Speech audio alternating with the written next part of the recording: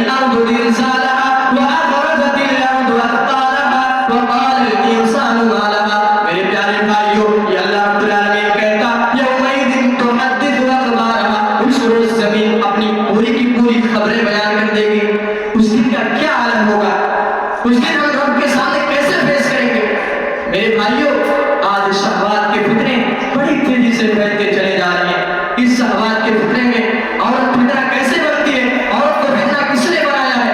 جب وہ اللہ رب العالمین کی نافرمانی کرنے لگتی ہے، اللہ کے دین سے دور ہو جاتی ہے، اور جب یہ موبائل کے ذریعے سے جو فتنے پھیلتے چلے جا رہے ہیں، تو جب ہمارے سماج اور معاشرے میں یہ باتیں سننے کو ملتی ہیں، جب یہ خبریں موصول ہوتی ہیں، جب ہمارے کانوں پہ یہ باتیں دستک دیتی ہیں کہ ہماری بیٹی چلی گئی کسی غیر کے ساتھ، بیٹیاں ابتداء کے فتنے میں کیوں جا رہی ہیں، آج ہماری مائیں بہنیں ابتداء کے فتنوں میں کیسے چلی جاتی ہیں؟ یہ موبائل سب سے بڑا ذریعہ ہے، اور اس کا ذمہ دار کون ہے؟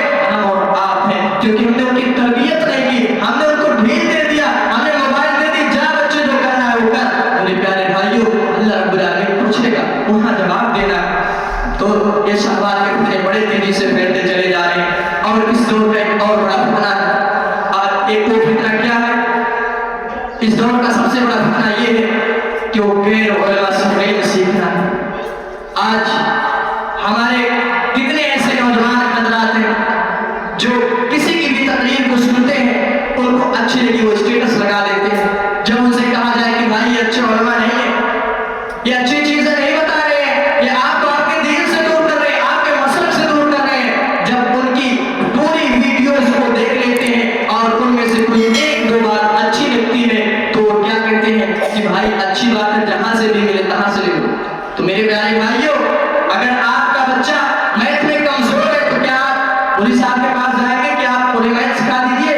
نہیں پیارے بھائیوں، آپ میتھ والے کے پاس جائیں گے، وہاں اس ماسٹر کے پاس جائیں گے جو تمہارے بچے کو اچھے طریقے سے سکھلا دے۔ تو یہ آپ جس طرح سے آپ اپنے بچے کو مولوی صاحب کے پاس نہیں بھیجنا چاہتے ہیں، اسی طریقے سے آپ ایسے لوگوں کی تقریروں کو سنیں جو جانکار ہیں۔ اللہ کے نبی صلی اللہ علیہ وسلم فرماتے ہیں، بخاری اور مسلم کی حدیث ہے، یأتی فی آخر الزمان قوم متداول الاثران سفهاء الاحلام یقولون من خیر قول البریہ یمرقون من الاسلام کما یمرق السهم من الرمیہ۔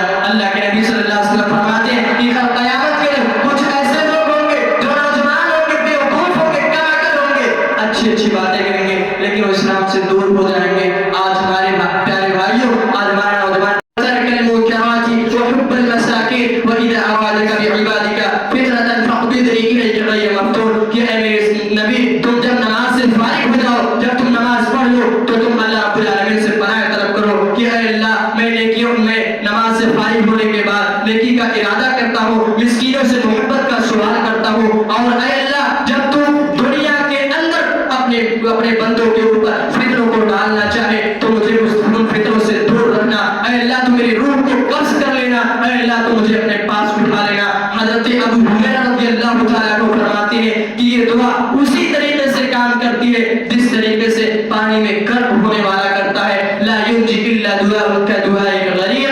حضرت ابو ہریرہ رضی اللہ تعالیٰ عنہ کہتے ہیں کہ یہ دعا اسی طریقے سے کام کرتی ہے جس طریقے سے پانی میں غرق ہونے والا کرتا ہے۔ تو میرے پیارے بھائیوں، ان فتنوں کے دور میں ہماری یہ ذمہ داری ہے کہ ہم علم حاصل کریں، زیادہ سے زیادہ علم حاصل کریں، کیونکہ جب ہمیں علم نہیں ہوگا تو ہم فتنوں کو کیسے پہچانیں گے؟ تو علم سیکھنے کی ضرورت ہے، اور ان فتنوں کے دور میں ہمیں اپنے آپ کو اور اپنے بچوں کو اور اپنی بیویوں کو بچانے کی ضرورت ہے فتنوں سے۔ میرے پیارے بھائیوں، آپ اپنے آپ کو، اپنے عیال کو، اپنے رشتہ داروں کو ان فتنوں کے دور سے دور رکھیں، ان سے بچیں، آپ علم حاصل کیجئے۔ ان فتنوں سے بچنے کے لیے اسلحہ ہے آپ کے لیے ہتھیار ہے۔ اگر آپ چاہتے ہیں کہ ہمارا ہتھیار مضبوط ہو، ہم اس رب کے سامنے جائیں، اچھی طریقے سے فیس کریں، اس رب کے سامنے جائیں، جنت کے حقدار بنیں، تو میرے پیارے بھائیوں، نبی کے فرمان پر، رب کے کلام پر ہمیں عمل کرنا ہوگا۔ اب اخیر میں دعا ہے کہ بارے رہا ہم سب کو، ہمارے سب کے بیچ میں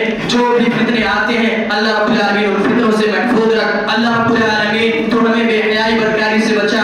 اللہ رب العالمین تو جب بھی دنیا کے اندر فتنہ ڈالنا چاہے، اللہ رب العالمین تو ہم سب کو محفوظ رکھ۔ اللہ رب العالمین جو ہم میں سے نہیں ہے، بیمار ہے، تو انہیں شفا کاملہ عاجلہ عطا فرما۔ اللہ رب العالمین جو انتقال کر گئے ہیں، ان کی اگر